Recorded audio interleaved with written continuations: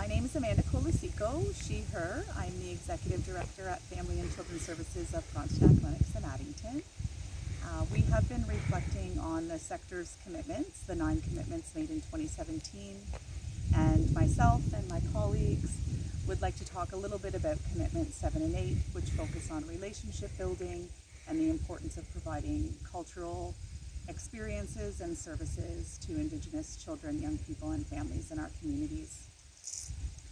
I just wanted to say that I've been with the organization just under 2 years, and I've had the extreme benefit of walking into the organization at a time where there has been years of relationship and trust building with Indigenous-led and serving organizations and communities, which has led us to a space where we're able to offer services in a way that really respects and honors the cultural heritage and needs of children, young people, and families in our communities.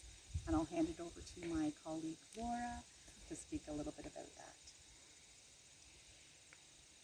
Well, when I think, I guess I better introduce myself first. Sego, Dearunya Yondaris Yingyats, what's Grega Iskadeni Wagati Rodon, Dano, Gondaga Nigidaron, Dano Laura Miracle, Nature Hazagasana.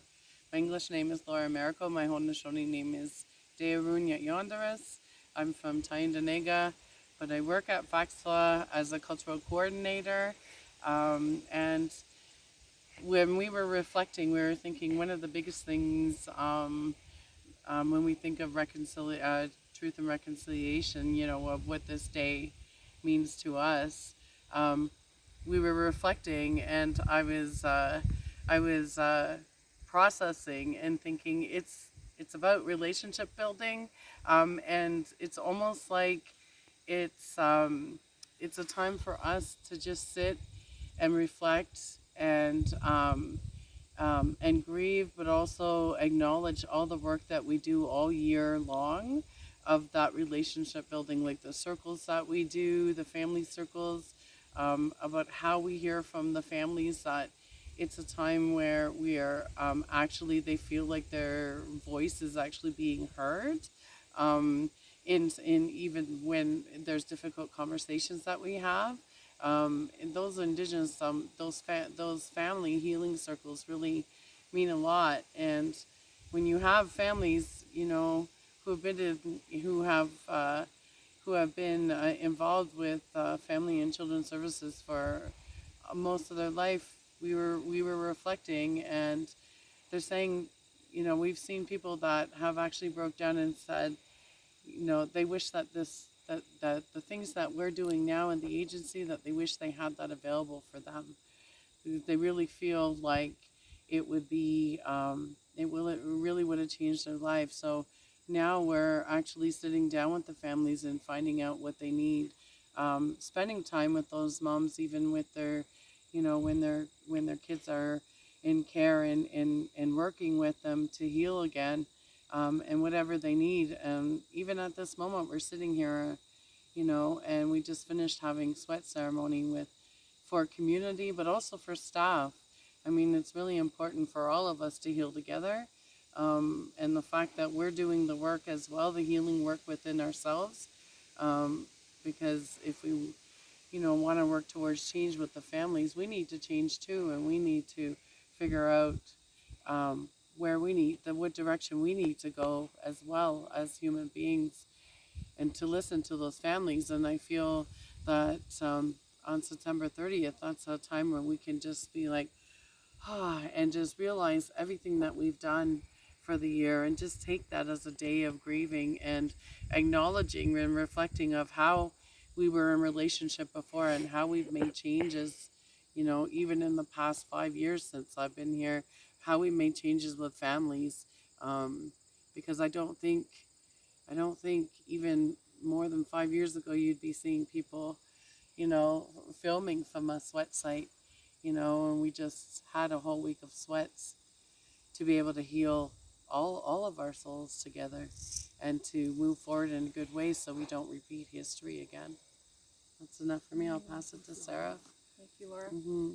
I'm Sarah Spencer, Director of Cultural Services, and just wanted to build on what's been shared, and how important it is that we're able to do that cultural planning where families are looking for that support, whether it's through facilitated circles or bringing in knowledge keepers to work with the children, youth, and families to support the planning that is with us.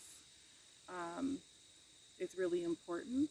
And while we're doing that, whether we're there and in ceremony with those families, at the same time we're addressing the spirit of this organization. And I know Jim Fox, who's an elder and cultural coordinator with Kinnickabeshime, he would talk about how every agency has its own spirit, and some of this work too, it feels like we're walking in concrete and quicksand, and it can be really heavy. So having that ceremony available is really important. And also too, I don't know any other way that you could really understand the worldview of a people or a community or family system better than through ceremony, when their knowledge keepers are there to support them and reconnecting them back to their own roles and responsibilities within that family, within the community. We had some pretty amazing learning too this week. So we had elder healer Jacob Goni here, and he talked about how, when we have people struggling with addiction and they have little ones, those little ones are born to them to move them along in their journey, and the importance of having those little ones with them so they can focus on their little ones to help move them through their healing, as opposed to keeping the focus on themselves and the struggles and just how much of a gift that is. So keep that with me close to my heart, because I don't know that any one of us come and do this work with. It's not easy work, but it's also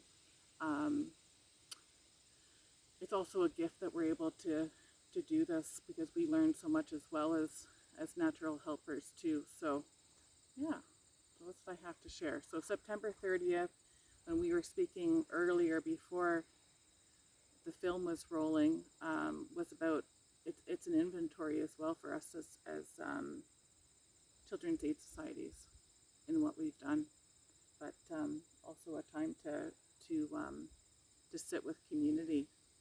So there'll be a number of different gatherings happening within the community, and sacred fires happening as well, and feasts that we'll look forward to being a part of and supporting. Which? Mm-hmm. And something I just want to add, all the events and even the September 30th, like, we follow the leads of the community, and they let us know through the Quaven Advisory Board, and they're the voice of the community. They let us know what they want, and we remember, I think last year they said it's a time for us just to be able to relax and to be able to just mourn and grieve and be together, and that, that reconnection and a chance to just help each other out. And this year we're acknowledging that they're having a TRC walk, and we're going to feed them and have a place and a sacred fire to start them off on their way. But we're always, everything that we plan is guided by community. And just want to close us off here today with appreciation to both, and also just a deep appreciation that we are invited to participate with the community and support in that way. We are very committed to resourcing our cultural service work, and we'll continue to layer on and build upon that commitment, recognizing and honoring our responsibility and seat at that table. So thank you. No.